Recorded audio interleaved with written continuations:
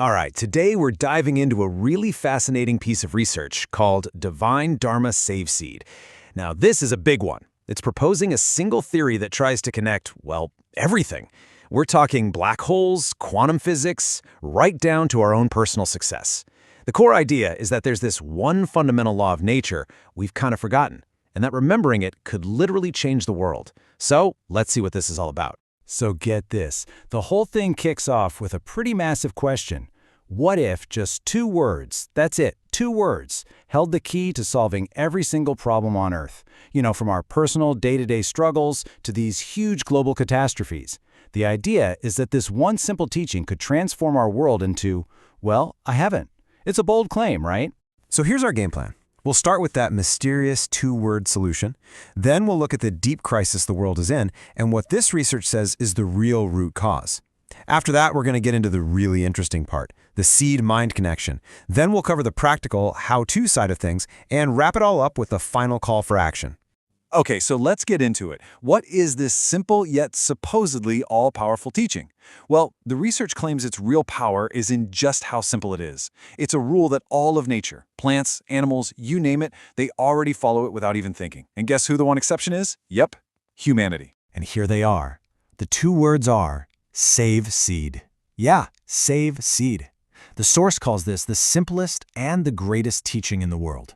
Now, if you're familiar with spiritual traditions, you might know this concept as brahmacharya or celibacy.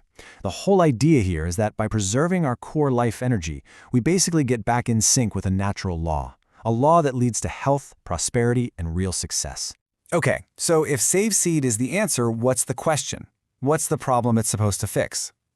Well, the research points to a strange paradox, one you've probably noticed yourself. We have all this amazing technology, right? We have brilliant leaders, innovators, but our global problems just seem to be getting worse, not better. So the big question is, why? And the scale of these problems is just huge. I mean, we're talking about everything, from really personal stuff like disease and poverty, all the way up to the big ones. Natural disasters, pandemics, climate change, world wars, economic struggles. You get the picture. The source basically says, look, if what we're doing isn't working, maybe it's because we're all missing the same single fundamental mistake. And that leads us right to the core diagnosis of this research. The claim is that all these different problems, which seem totally unrelated, actually stem from one single widespread mistake. A mistake made by pretty much all of humanity. So here it is, straight up. The biggest mistake, according to the source, is this. In the vicious circle of sexuality, most humans destroy their seeds for momentary pleasure. So the argument is that seed loss isn't just a personal choice, it's seen as a violation of a major natural law, one that throws not just our own lives off balance, but the entire planet. This is where it draws a really stark line in the sand between us and the rest of nature. Think about it. Plants and animals, they just naturally follow this save seed rule. A fruit doesn't just drop off the tree before it's ready. Animals, for the most part, only engage in these activities for reproduction. But humans, the research says we are the one and only exception. We break this natural cycle, all for a fleeting moment of pleasure. So, you're probably thinking, how on earth could this one act possibly have such massive, world-changing consequences? Well, this next part gets into the theory behind it. And fair warning, it's going to challenge how you think about the brain, the mind, and maybe even reality itself. Okay, get ready for this. The source says, the greatest illusion of the world is that the brain is our mind. Whoa, think about that. The argument is that for centuries, we've got it all wrong. We've been confusing the hardware, our brain, with the software, which is our mind. And this one big illusion, it claims, is exactly why we don't understand the true value of our seed. So to make this super clear, here's how the source breaks it down. Your brain, think of it like a highly advanced CPU in a computer. It's just hardware. It doesn't create thoughts or dreams on its own, it just processes the code it's given. And the mind? Well, that's the invisible software. That's where all our dreams and plans are stored. And according to this theory, that software resides in the DNA of our seed. Okay, now this table, this is basically the engine room of the whole theory, so let's walk through it together.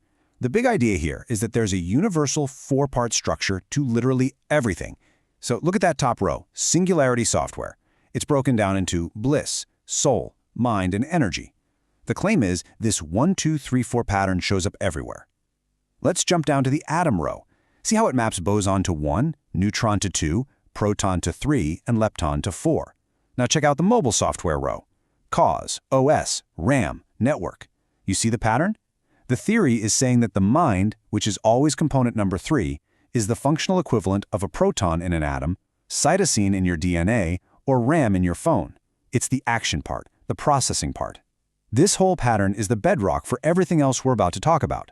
Okay, so if the software for your mind is stored in your DNA, how does it actually do anything? How does it connect to the outside world to build your reality? Well, the theory's answer is a concept it calls the cosmic internet, a mechanism that supposedly connects our inner world to the entire universe. The theory proposes a particle shower, basically a constant, invisible stream of cosmic particles that are carrying infinite information and resources. Think of it like a universal Wi-Fi signal. Your brain is the device, like your phone, that can access it.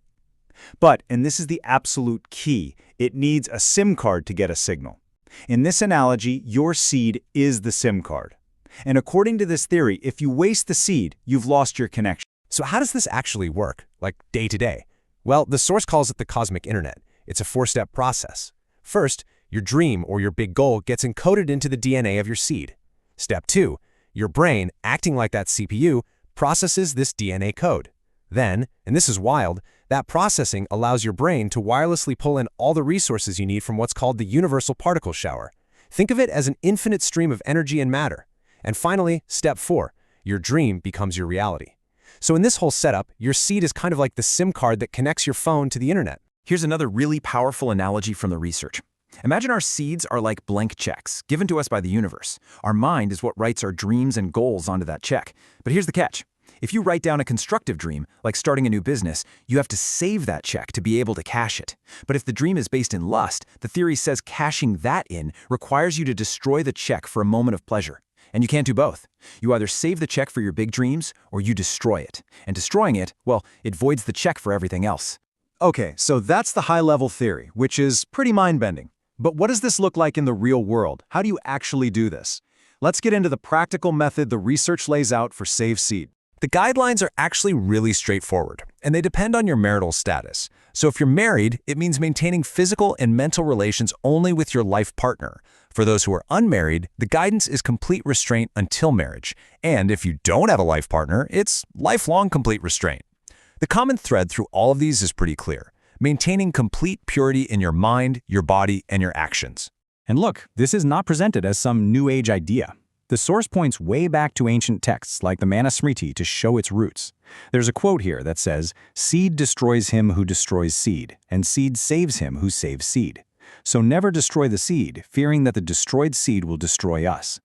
The message is pretty blunt, right?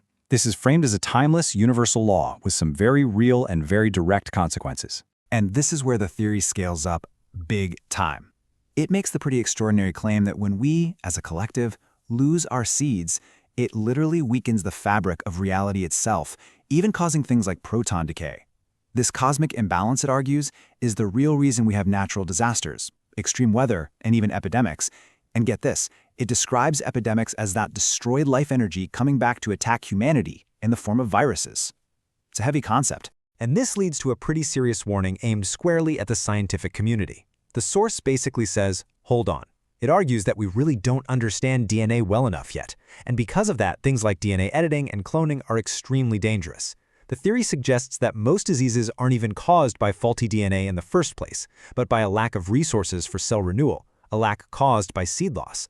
So the real path to health, it argues, is simply to save seed. All right, so all of this builds up to the final section of the research, and it's a direct, urgent call to action aimed at the people who have the power to influence the world. And this isn't a vague plea. It's addressed specifically to key groups of leaders. We're talking educators, celebrities, religious leaders, scientists, politicians, and capitalists.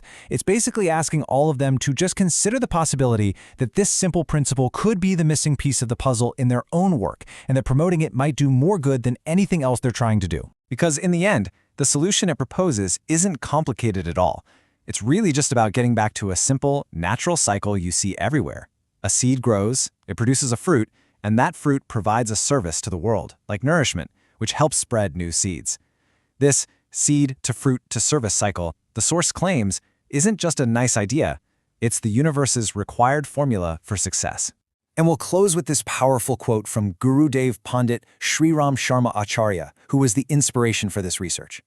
It's a fantastic reminder of just how much impact one person can have. He said, "Even a single person can change the world if there is within them the flame to connect with the flow of the era." So this explainer was based on the research Divine Dharma Save Seed by researcher Satyaji Patidar from Indore, India, with inspiration from Gurudev Pandit Sri Ram Sharma Acharya. If you want to dive deeper, you can find the source material and more on the website, which is www.honorvam.com. I'll spell it out for you. That's ANARVAM.com. And the email is honorvam@honorvam.com.